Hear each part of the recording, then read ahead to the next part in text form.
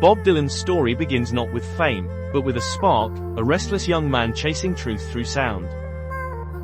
Born Robert Allen Zimmerman in Duluth, Minnesota, in 1941, Dylan grew up listening to the radio, soaking in country, blues, and early rock and roll. He was fascinated by artists like Hank Williams and Little Richard, and by the poetry of language itself. By the time he reached college at the University of Minnesota, he was already performing under the name Bob Dylan, inspired by the Welsh poet Dylan Thomas. But the quiet Midwest could no longer contain his ambition. In 1961, with a guitar and a dream, he boarded a bus to New York City, where destiny was waiting. Greenwich Village in the early 60s was a melting pot of ideas, rebellion, and sound. Dylan quickly made his mark on the city's folk scene, performing in dimly lit coffee houses and smoky clubs, where every lyric was a weapon and every song a statement. Influenced by folk legends like Woody Guthrie and Pete Seeger, he began crafting songs that spoke not only to the heart but to the conscience of a nation. When he released Blowin' in the Wind and The Times They're A-Changin, Dylan became the voice of a generation yearning for change. His words echoed through civil rights marches and anti-war rallies, reminding the world that music could be more than entertainment, it could be revolution. But Dylan was never content to stay in one place. In 1965, at the Newport Folk Festival, he shocked fans by plugging in an electric guitar. The moment was infamous, folk purists booed while rock fans cheered, but Dylan refused to back down. With songs like a Rolling Stone, and Subterranean Homesick Blues, he redefined popular music, blending poetry with rock energy in a way the world had never heard before. The transformation was just musical, it was cultural.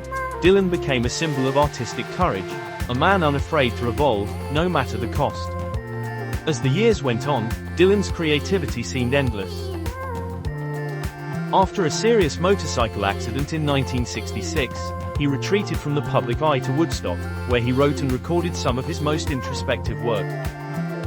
Albums like John Wesley Harding, Nashville Skyline, and later, Blood on the Tracks, revealed a quieter, more personal side of the songwriter, one who could turn heartbreak and redemption into timeless art.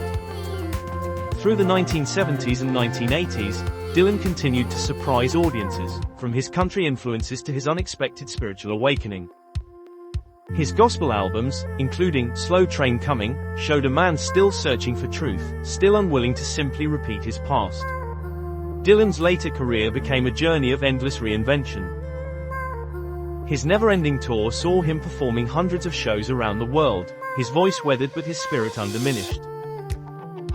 He never stopped writing, never stopped challenging himself, and in 2016, the world finally recognized his genius on a literary level. Bob Dylan became the first songwriter in history to win the Nobel Prize in Literature, honored for creating new poetic expressions within the great American song tradition.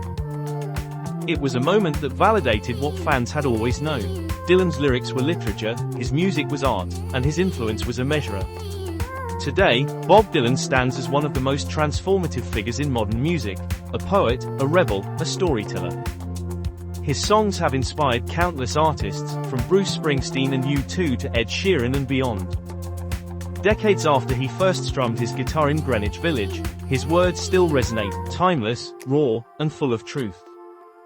As he once sang, "May you stay forever young."